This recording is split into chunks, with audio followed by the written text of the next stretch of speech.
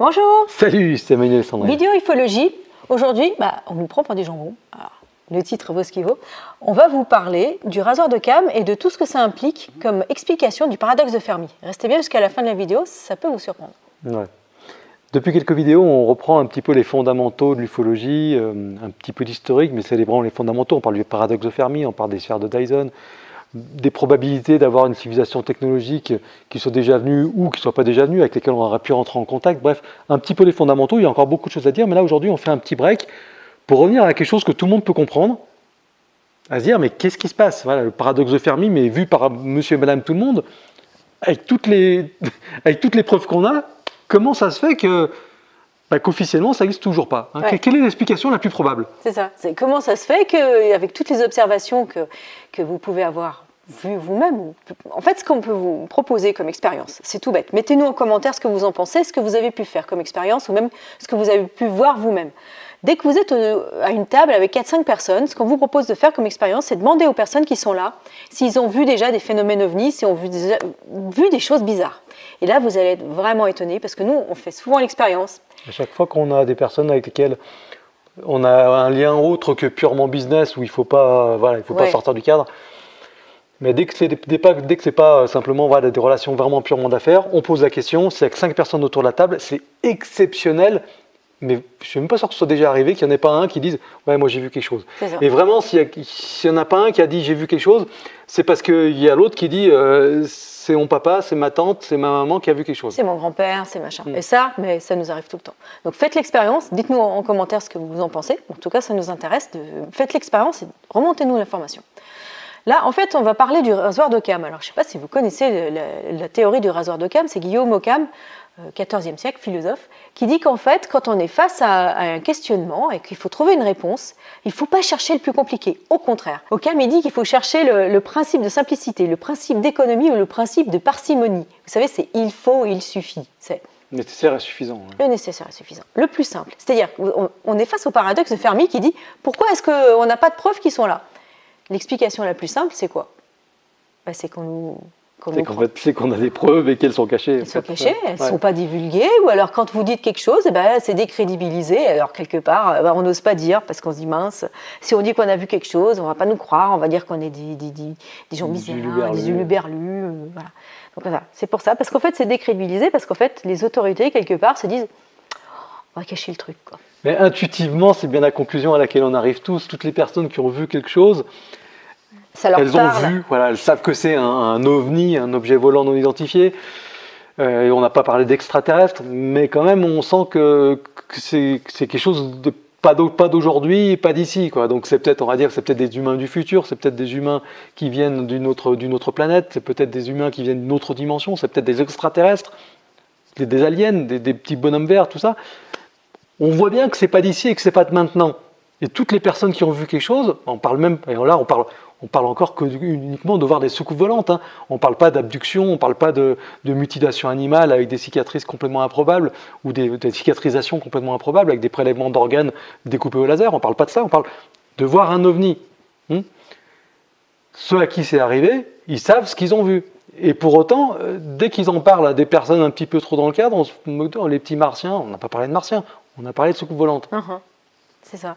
Et donc du coup, on nous dit, t'as vu un ballon sonde, ou alors on nous dit, t'as confondu ça avec un satellite. Pardon. Si, on vous fait ça. Voilà, on sait, tout le monde l'a peut-être pas fait, mais il suffit de sortir un soir avec des astronomes ou des gens avec des télescopes pour voir à quoi ressemble la station spatiale, pour voir à quoi ressemble un satellite. Il n'y a pas photo, c'est pas un avion, c'est une soucoupe volante, c'est pas ça, quoi. C'est clair. Donc, c'est dans le film, dans Hellboy, si vous voulez voir, je crois que c'est dans le premier Hellboy, ou peut-être. La fuite de gaz. Ou alors non, peut-être pas dans le premier. Bon, il se balade avec un camion poubelle. Pour se cacher, pour se déplacer c'est Hellboy, c'est un film, on vous mettra un lien sous la vidéo. C'est dans un des 3 Hellboy. Et en fait, à un moment donné, ils font une bêtise. Enfin, il y a quelque chose d'énorme. Il se passe, ils détruisent un bâtiment. Enfin bon, il y a des gros damage, des gros dommages. Et les gars, ils disent, t'en fais pas, on dirait que c'est une fuite de gaz. Alors qu'en fait, ça n'a rien à voir. Ça peut pas être une fuite de gaz.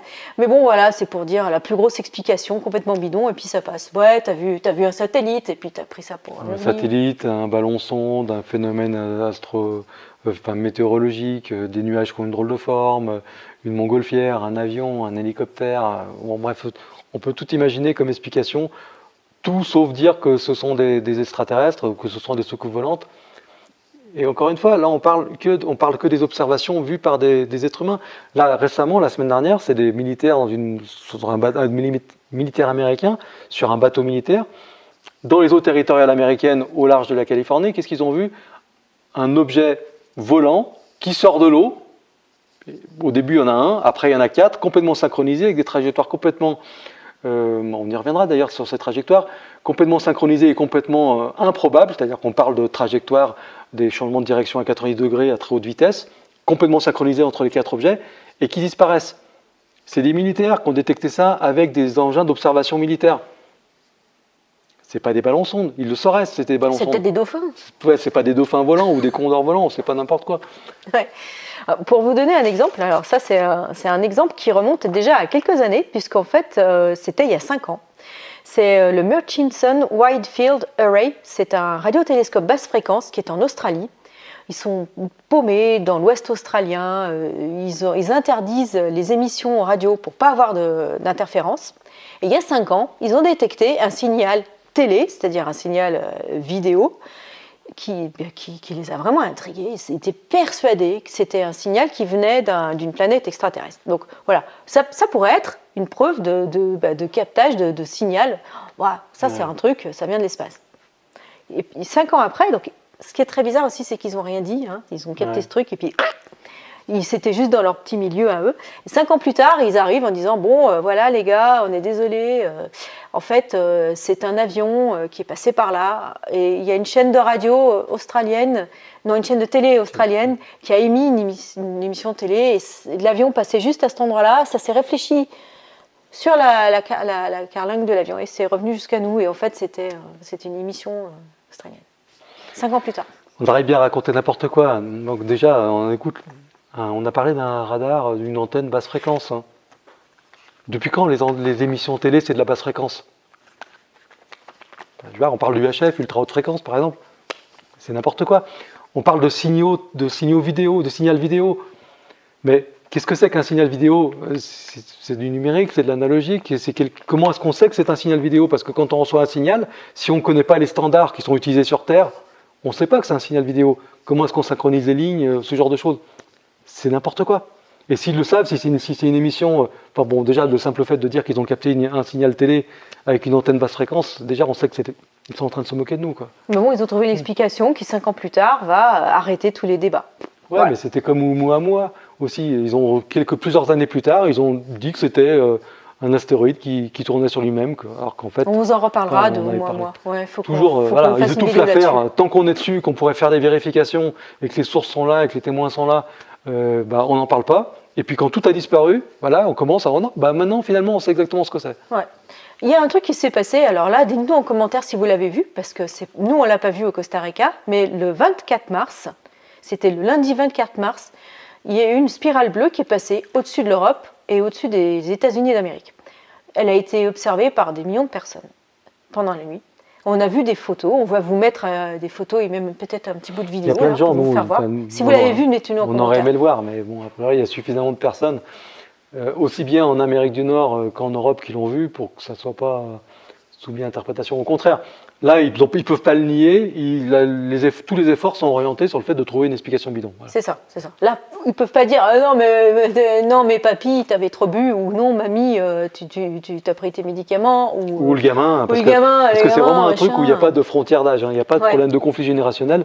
Les phénomènes ovnis, il y a des enfants qui en voient, et des adultes qui en voient, et des personnes âgées qui en voient.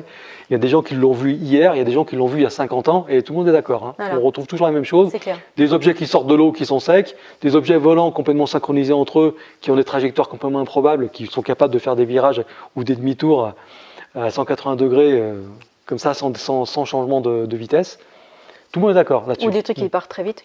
Là, c'est pareil. Les Américains, ils sont d'accord avec les Européens, ils ont vu une spirale dans le ciel.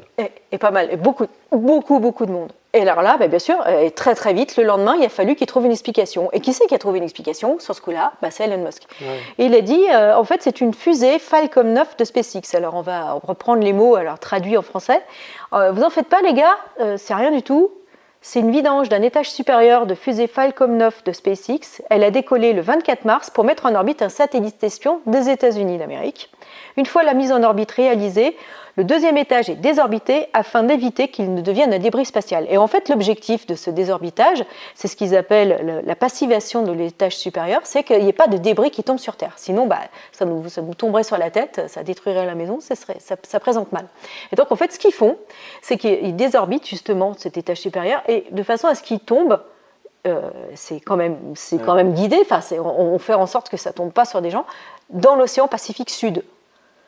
Alors là, je dis, il faut voir toutes les incohérences de cette explication. C'est pour ça que vous l'avez vu au-dessus de la France, c'est parce que ça devait tomber. Voilà, la France est là, les États-Unis là, et puis ça va tomber là, les gars. On n'a pas parlé de la Polynésie française, on a parlé de la France et de l'Europe de l'Ouest, l'Amérique du Nord et l'Europe de l'Ouest. C'est là que ça a été vu, parce que ça devait tomber dans le Pacifique Sud. Et SpaceX, c'est la première fusée qu'ils envoient, hein. C'est bien connu. Ils en ont envoyé combien? Des centaines? Starlink, c'est la première fois qu'ils lancent un satellite. Ah, voilà. Non, ça c'est la blague. Ils en ont envoyé tellement que c'est pas comptable. Je sais pas s'il y a un compteur, mais c'est énorme. Mais par contre, là, cette fois, alors on voit une spirale dans le ciel, on vous met des photos et un film, et ils disent, alors vous en faites pas, les gars, si ça ressemble à ça, c'est parce que le gaz éjecté paraît bleu parce qu'il est illuminé par le soleil, et l'arrêtation de l'étage supérieur explique l'effet spirale. Et la marmotte, elle emballe le chocolat. Aussi. Ouais. Bon. En plus, rien que du fait que ce soit Musk qui l'ait dit, déjà ça ressemble à un mensonge, parce qu'il dit quand même pas souvent des trucs vrais. Mais bon, ça devait tomber dans le Pacifique Sud, et c'est visible en Amérique du Nord et en Europe de l'Ouest. Super. C'est la passivation de l'étage supérieur. C'est la première fois qu'on le voit, alors qu'il y en a des centaines ou des milliers qui ont déjà été lancés. Encore un truc bizarre. Et puis ce truc, cette spirale quand même, moi je trouve que ça ressemble à un passage, ça ressemble à une porte. Ouais, c'est bizarre, ça ressemble même pas à un ovni en fait. Ouais, c'est vrai, ça n'a rien à voir avec ce qui a été observé en tant que, de ce qu'on a pu voir nous, on vous en parlera, de ce qu'ont pu voir des membres de notre famille, on vous en parlera aussi, et de toutes les personnes avec lesquelles on a discuté pour partager ce qu'ils ont vu, c'est la première fois qu'il y a ça, c'est vrai. Ouais. Et d'ailleurs, c'est pas tout le monde. Quand on voit des images comme ça dans la fiction, on ne va pas nous parler d'ovnis ou d'objets volants, on va nous parler de vortex, on va nous parler de passage vers d'autres dimensions, de choses comme ça. D'ouverture d'un passage, ce genre de choses. Et d'ailleurs, l'agence spatiale anglaise, la Space Agency de United Kingdom, dit, et ça c'est pour dire qu'ils n'y croient pas, il dit « Experts believe », donc les experts croient que c'est SpaceX Falcon 9 rocket. Donc en fait, même eux, ils disent « Ouais, alors les experts, ils croient que c'est SpaceX. » Mais bon, ils y croient, c'est tout. Donc même eux, ils prennent avec des pincettes, ils disent « Au départ, tout le monde croyait que c'était un ovni, jusqu'à ce que, effectivement, SpaceX dise « Non, non, c'est nous, vous en faites pas, c'est pas un ovni. » Ouais. Il y a quand même une convergence, parce qu'aujourd'hui, bon, on passe sur les millions de témoins, des millions de témoignages de personnes qui ont vu des objets volants. Les centaines ou les milliers de témoignages, plus ou moins crédibles, mais quand même vraiment très nombreux, de gens qui prétendent avoir été enlevés par des extraterrestres. On est obligé d'en tenir compte quand même dans l'équation, même si c'est beaucoup moins nombreux et qu'il y en a beaucoup, c'est des huluberlus. C'était peut-être pas forcément des huluberlus avant que ça leur arrive. Ensuite, on va parler des milliers d'observations d'animaux prélevés, mutilés, avec des cicatrices qui n'ont pas été faites avec des objets tranchants. Ensuite, on va parler de toutes les preuves historiques qu'on va retrouver dans tout un tas de documents, dans des gravures historiques, dans des livres historiques, qui ont été compilés, par exemple, dans des trucs comme Ancient Alien ou Alien Theory, par exemple. Ou Von Daniken. Ou Von Daniken. Les trucs qu'on retrouve sur des gravures anciennes ou sur des pierres sculptées, que ce soit en Amérique du Sud ou en Égypte ou partout ailleurs. L'équation de Fermi sur l'aspect scientifique qui nous explique, même sans parler des observations, rien qu'en disant, regardez le nombre d'étoiles qu'il y a, regardez le nombre de planètes habitables qu'il y a, regardez ce qu'il faut, les conditions qu'il faut pour obtenir la vie, regardez les conditions qu'il faut pour que la vie se développe jusqu'à devenir une civilisation intelligente et technologique. Qu'elle se déplace, etc. Elle est déjà venue plusieurs fois sur Terre. En tenant compte de l'âge de l'univers, etc. Donc elle est arrivée plusieurs fois sur Terre. On met tout ça en place et on se dit, mais quelle est l'explication la plus logique? Il n'y en a qu'une seule. Rasoir d'Occam, le plus simple, c'est qu'ils sont là, mais on nous cache la vérité. Ils sont là, ils sont venus plusieurs fois, ils sont encore là, ils ont laissé des traces. Ils se déplacent encore. Ils se déplacent, il y a plein de gens qui les voient, et effectivement, les gens qui voient des ovnis voient vraiment des ovnis. Ici, au Costa Rica, il y a beaucoup d'observations au-dessus des volcans. Voilà, il y a beaucoup, régulièrement, il y a beaucoup de groupes d'observation ici au Costa Rica, et c'est au-dessus des volcans qu'ils y voient. En Amérique du Nord, c'est souvent, et en Europe, c'est souvent au-dessus des centrales nucléaires, au-dessus des bases militaires.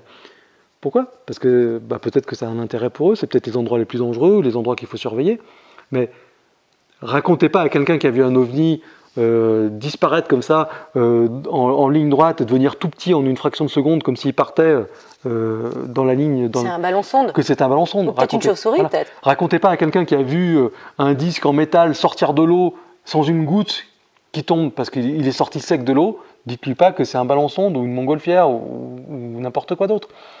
Ou alors des gens comme nous qui avons vu. On leur racontera. On vous racontera ça une autre fois, mais faites-nous pas croire que c'est un hélicoptère, un ballon sonde ou une montgolfière. Non. Voilà, dites-nous ce que vous en pensez en commentaire, ça nous intéresse vraiment de partager ça avec vous. Et puis il faut qu'on vous fasse une vidéo pour vous expliquer ce qu'on a vu. Il faut qu'on prenne notre courage demain pour ça. On se retrouve bientôt dans la prochaine vidéo. Allez, à bientôt. Bye. Salut.